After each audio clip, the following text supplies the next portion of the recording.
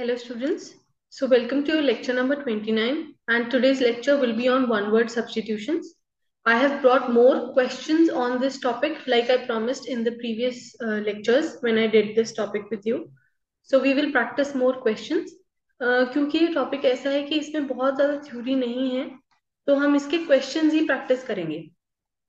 It will help you at least अगर आपको options में भी ये क्वेश्चंस आ गए तो आप एलिमिनेशन कर पाओगे राइट. तो इसका कोई डिफाइंड सिलेबस नहीं है एज सच कि इतने कर लो और इसमें से आ जाएगा, ऐसा नहीं है. यू नेवर नो कि कहाँ से आएंगे, बट हम यूजुअल ट्रेंड के हिसाब से क्वेश्चंस कर लेंगे right. And I have brought forward PYQs for you so that आपको थोड़ा सा अंदाजा हो जाएगा कि किस टाइप के क्वेश्चंस आते हैं. थोड़ा सा मैं SSC लेवल का भी इसमें लेके आऊंगी सो दैट आपकी प्रॉपर तैयारी हो जाए, specially AFCAT point of view से, क्योंकि एफकैट बहुत रैंडम है. CDS को हम फिर भी किसी तरीके से कैटेगराइज कर सकते हैं, लेकिन एफकैट बिल्कुल ही रैंडम है. Just a second.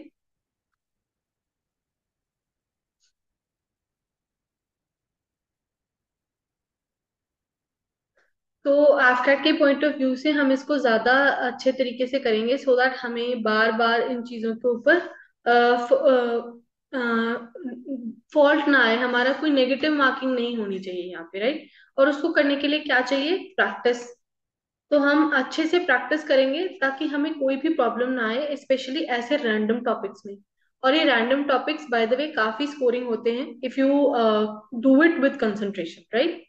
So without wasting much time हम आज के क्वेश्चन स्टार्ट करते हैं. तो today's topic is questions and then your daily vocabulary जो हम रोज करते ही हैं. सो पहले हम बहुत जो आपके क्वेश्चंस हैं उनको प्रैक्टिस करेंगे and then we will do our daily vocabulary. And students, मैंने आपको बोला था कि आप मुझे अपने मार्क्स जो है वो कमेंट करके बताया करो. And it is very unfortunate that most of you don't do that. I don't understand why you don't do that because it is very important for the teacher specially to know कि आपके कितने marks आए हैं so that मैं उस topic को आपके लिए उतना बेहतर और करके लेके आऊँ.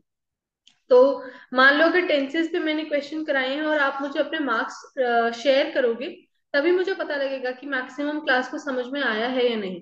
इसलिए मार्क्स प्लीज मुझे बताया करो. That only will help you, not just me, it will help you. And यहाँ पे गलतियां कर भी दोगे कोई प्रॉब्लम नहीं है, यहाँ पे आपके मार्क्स कम भी आ जाएंगे, it is not a problem. लेकिन एग्जाम में कम मार्क्स नहीं आने चाहिए राइट. तो उसके लिए आप यहाँ पे अपने मार्क्स जरूर मुझे बताओ. ठीक है, तो लेट्स स्टार्ट. तो सबसे पहले आपका क्वेश्चन है, वन हु थिंक्स और speaks to much about himself और हरसेल्फ. जो अपने बारे में बहुत ज्यादा बोलता हो, अपनी बहुत ज्यादा तारीफें करता हो, उसको हम क्या बोलेंगे? ये काफी कॉमन वर्ड है, आपने कई बार सुना भी होगा. तो आपके पास ये चार ऑप्शंस हैं, इनको देखो and then choose your answer. So one who speaks और thinks too much about himself और हरसेल्फ क्या होना चाहिए? Egotist, optimist, imposter और enthusiast. Which of the following is the correct answer? चार ऑप्शन है, आपको एक चूज करना है जो यहाँ पे बिल्कुल सही बैठेगा. सो यहाँ पे जो आपका आंसर है that will be egotist. Optimist is somebody who always thinks positive, right? Imposter is somebody who is a जिसको हम बोलते हैं अ नेगेटिव एलिमेंट. आप सब लोगों ने वो गेम खेली होगी ना अमंग अस, उसमें इम्पोस्टर क्या था? सारे ग्रुप को मारने वाला इम्पोस्टर था, है ना. तो अब तो समझना काफी आसान है इम्पोस्टर को. Imposter is somebody who is not trustworthy, है ना, ट्रस्ट नहीं जिस पे आप कर सकते. Then enthusiast. Enthusiast is somebody who is full of energy, जिसमें हर टाइम पे एनर्जी रहती है बहुत ज्यादा और जो हर चीज को बहुत एनर्जेटिकली अप्रोच करते हैं, वो होते हैं enthusiast. Next, to play the part of and function as some other person. अगर आप किसी और आदमी की तरह बन के रहो तो उसको क्या बोलोगे? इम्पर्सोनेट, एक्ट, इमिटेट या pretend. Very very close options, अब इसमें ध्यान से करना है आपको.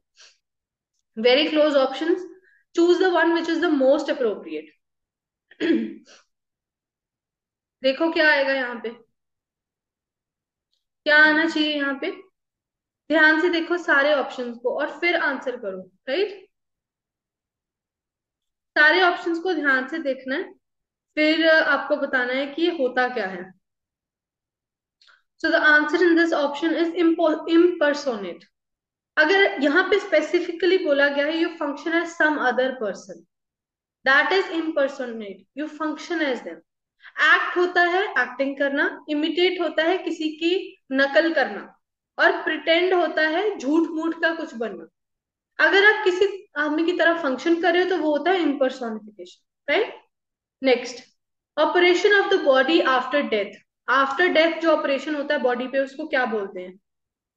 What do you call the operation जो बॉडी पे डेथ के बाद होता है? ये आपने कई बार सुना होगा, अगर आप न्यूज़पेपर अच्छे से पढ़ते हो तो खबरों में भी आपने कई बार इसके बारे में सुना होगा। तो ये क्या है? सोच के आंसर करो। और काफी आसान है, if you know the answer तो ये प्रिटी आसान है, इसमें बहुत ज्यादा सोचने की जरूरत नहीं पड़ेगी। So the answer in this case is postmortem. Homage होता है ट्रिब्यूट देना किसी को, homage is tribute. Then we have mortuary. Mortuary is the place जहां पे डेड बॉडीज रखते हैं। पोस्टमार्टम आपका ऑपरेशन है। ऑबिचरी होता है जब हम न्यूज़पेपर में लिख के किसी की डेथ के बारे में सूचित करते हैं और उनको उनके लिए होमेज पे करते हैं in written form, that is obituary. Next, one who accepts pleasure and pain equally. एक जैसा लेके चलने वाला, पेन और प्लेजर दोनों को बराबर लेके चलने वाले को क्या बोलेंगे? क्या बोलेंगे उसको? ये शायद कई लोगों के लिए नया हो।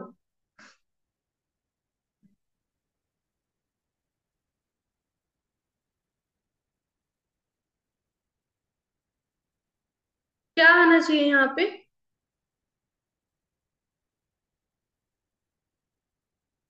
आराम से देखो क्या आएगा। दो तीन ऑप्शंस में आप शायद उलझ भी जाओ, लेकिन सोचो। आपने कहीं ना कहीं ये जरूर पढ़ा होगा। The answer is stoic. देखो मुझे भी इसका आंसर नहीं पता था, पर मैंने यहाँ पे एलिमिनेशन लगा दिया। मैंने यहाँ पे एलिमिनेशन लगा दिया। सबसे पहला है थेस्पियन, यहाँ पे थी इस वर्ड आ रहा है, तो आई थॉट ये या तो गॉड से रिलेटेड है। गॉड से रिलेटेड खैर ये है नहीं, पर मैंने ऐसा सोचा तो मैंने इसको एलिमिनेट कर दिया। ह्यूमैनिटेरियन होगा समथिंग रिलेटेड टू ह्यूमंस, और ह्यूमंस पेन और प्लेजर को इक्वली नहीं लेते, तो ये भी आंसर नहीं है। Then we have sadist. Sadist is somebody जो किसी और को तंग करके खुश होता हो, तो ये तो बिल्कुल भी आंसर नहीं होगा। So the answer is stoic. Basically thespian is something related to theatre, acting और थिएटर से रिलेटेड होता है। आपका आंसर स्टोइक है, right. Next, hand writing which is difficult और impossible to read. Hand writing which is difficult और impossible to read, क्या आना चाहिए यहाँ पे आंसर? ये भी काफी आसान है। आपने सुना होगा किसी टीचर ने कभी, अगर आपकी हैंडराइटिंग अच्छी नहीं है तो आपको किसी टीचर ने कभी ये बोला भी होगा। The answer is illegible. Illogical होता है something which has no logic. Unintelligible is something which is difficult to understand. Read नहीं, अंडरस्टैंड, जिसको समझ में ना आए। और एलिजिबल इसका उल्टा है, a writing which is easy to understand, ठीक है। एलिजिबल होता है इसका एंटोनिम। आपका आंसर है इललेजिबल। Next, an apartment in which each apartment is owned separately by the people living in it but also containing shared areas. ये क्या होगा? लंबा सारी लाइन आ गई है ना। आधे लोगों को तो यही देख के घबराहट पैदा हो जाती है। ऐसा नहीं करना, आराम से पढ़ो।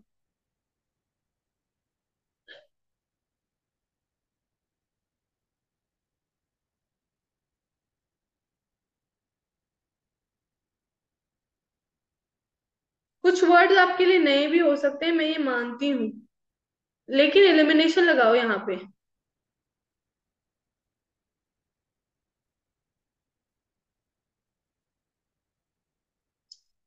The answer is duplex. Duplex होता है एक अपार्टमेंट बिल्डिंग जहां पे सेपरेटली लोग उसको ओन करते हैं with a few shared areas. Caravan is a large vehicle जिसको आप अपनी कार के पीछे लेके चलते हो। देखा होगा आपने, है ना, लोग कहीं पे ट्रेकिंग या ट्रैवलिंग करने जाते तो पीछे बड़ा सारा एक अपने साथ लेके जा रहे होते हैं, बॉक्स जैसा दिखने वाला एक vehicle, that is Caravan. Condominium is a condominium is actually a place जिस एक बिल्डिंग बहुत सारे अपार्टमेंट्स की जिसको जिसमें रहने वाले लोग ही उसको ओन कर रहे होते हैं। बेसिकली मालिक ही उस बिल्डिंग के अंदर रह रहा होता है, उसी की बिल्डिंग होती है सारी। तो इसमें शेयर नहीं होते कोई एरियाज.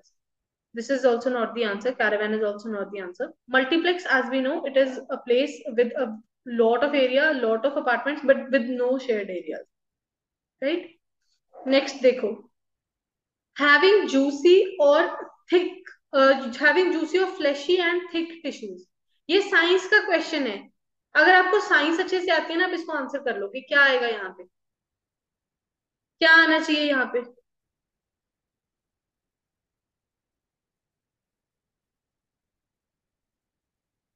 Excuse me. क्या आना चाहिए यहाँ पे. सर्दी बहुत हो गया है, आप लोग भी अपना ध्यान रखा करो. मेरे को तो इतनी बार सर्दी लग चुकी है ना इस सर्दी में. Stay healthy. Okay. The answer is succulent. देखो, डिसॉल्वेंट होता है वो सब्सटेंस जिसमें कोई चीज डिसॉल्व हो जाए. Dissident is somebody who criticizes everything. Criticizes everything. Translucent is something which is half transparent. होते हैं ना ट्रांसपेरेंट, ओपेक और ट्रांसलूसेंट. ट्रांसलूसेंट वो होता है जिसमें से थोड़ा बहुत दिखता हो लेकिन पूरा ना दिखता हो. That is translucent. So the answer is succulent. Next. Politicians are notorious for doing undue favour to their relatives. अब जो पार्ट अंडरलाइंड है इसका वन वर्ड बताना है आपने. Doing undue favour to their relatives, ये क्या होगा. बहुत आसान है. इसके ऊपर बहुत रोना धोना भी चलता रहता है सोशल मीडिया पे पूरा टाइम. ये तो अब आपको आना ही चाहिए. ये हीरो हीरोइंस के मामले में भी बहुत चलता है. करण जौहर को इसी के लिए क्रिटिसाइज किया जाता है. क्या है ये. अब तो मैंने इतना बड़ा हिंट दे दिया. अब आपको आंसर आ जाना चाहिए. क्या आंसर आएगा इधर. The answer is nepotism. When you favour your own. Right. Dualism होता है दो लोगों की चलना. पोलरिज्म होता है जब एक ही हिस्से को हम लेके चले कि यही सही है, जबकि उसका दूसरा जो धड़ा है उसको हम गलत बोल रहे हैं. Pluralism is multiple people ruling. Right. Next. A person specially interested in the study of coins and metals. So would you call a person who is specifically interested in study of coins and metals. क्या बोलोगे आप उसको. क्या आएगा इधर. Very close options. अगर थोड़ा सा भी उलझे तो नंबर कट जाएंगे. क्या आएगा. The answer is numismatist. देखो, numismatist is somebody who is interested in numbers. यहाँ पे इन्हीं दो ऑप्शंस में आप लोग कंफ्यूज हुए होंगे. न्यूमरिस्ट वो होता है जो नंबर्स में इंटरेस्टेड हो. Numismatist is the person who is interested in coins and medals. Medalist or coinist is not a term actually. ये आपको वैसे उलझाने के लिए दिया गया. Next. The study or practice of dancing or composing ballets. Very easy.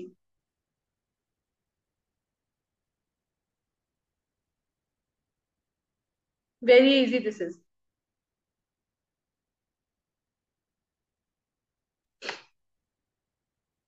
The answer is choreography. Choreography होता है जब आप किसी डांस की स्टडी करो या प्रैक्टिस करो. Epigraphy is the study of ancient illustrations. Ancient illustrations.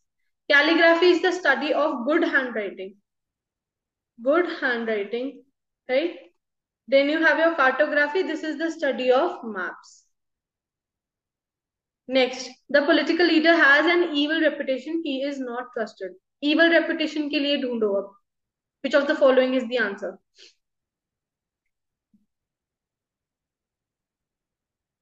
क्या आएगा answer.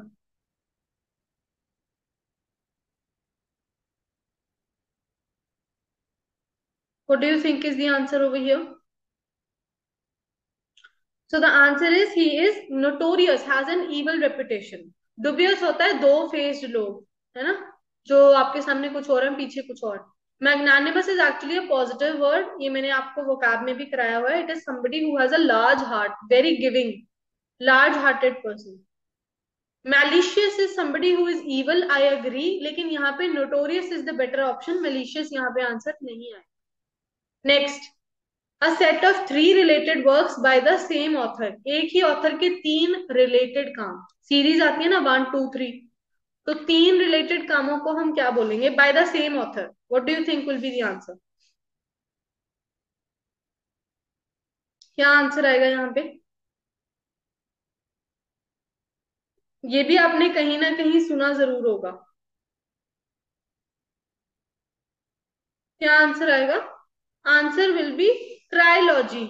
Trilogy is the answer. ये आई एम श्योर आपने बहुत बार पढ़ा भी होगा, न्यूज़पेपर वगैरह में भी आता रहता है। Trichology is actually a branch of medicine जिसमें कॉस्मेटिक्स की स्टडी होती है। कॉस्मेटिक्स की स्टडी, कॉस्मेटिक्स समझते हो ना आप, beautification and all of that.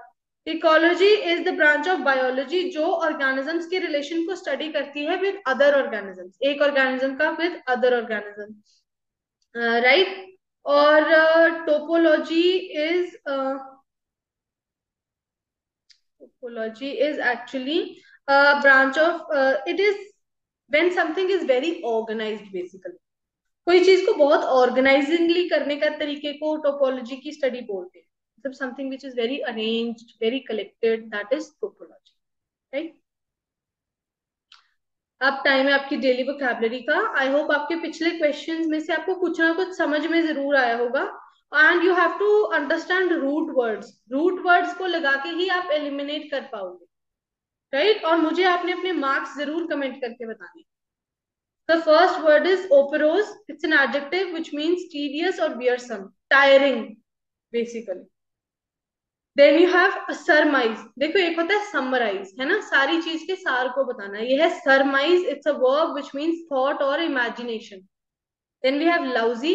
Lousy is an adjective which means remarkably bad or of poor quality. Then you have brickbat. This is a noun which means criticism or uncomplimentary remark. Then we have reprobate. This is a noun which means an individual with low morals. Then you have sling. Sling is a verb which means to throw with circular or arcing motion.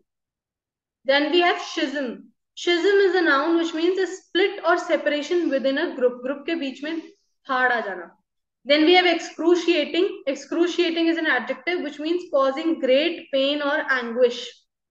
Then we have gargantuan, which is an adjective which means huge, immense, or tremendous. बहुत बड़ा, giant. And finally, we have redound. Redound is a verb which means to attach, come back, accrue to someone. वापस आ जा, right? So thank you so much for listening to the lecture. I hope कि आपको आज के questions में से कुछ clarity मिली होगी। एंड आपने मुझे मार्क्स डेफिनेटली कमेंट करके बताने हैं, क्योंकि अगर आप मार्क्स नहीं बताओगे तो I will never figure out कि आपको टॉपिक समझ में आ भी रहा है या नहीं, right. And please don't forget to like, share and subscribe our channel. और ये क्लास का पीडीएफ आपको 99 रुपीज पे ऐप पे अवेलेबल रहेगा, आप वहां से इसको कलेक्ट कर सकते हो, right. Thank you so much everybody. Please share this lecture with your friends as well. And thank you so much and have a great day ahead. Thank you everyone.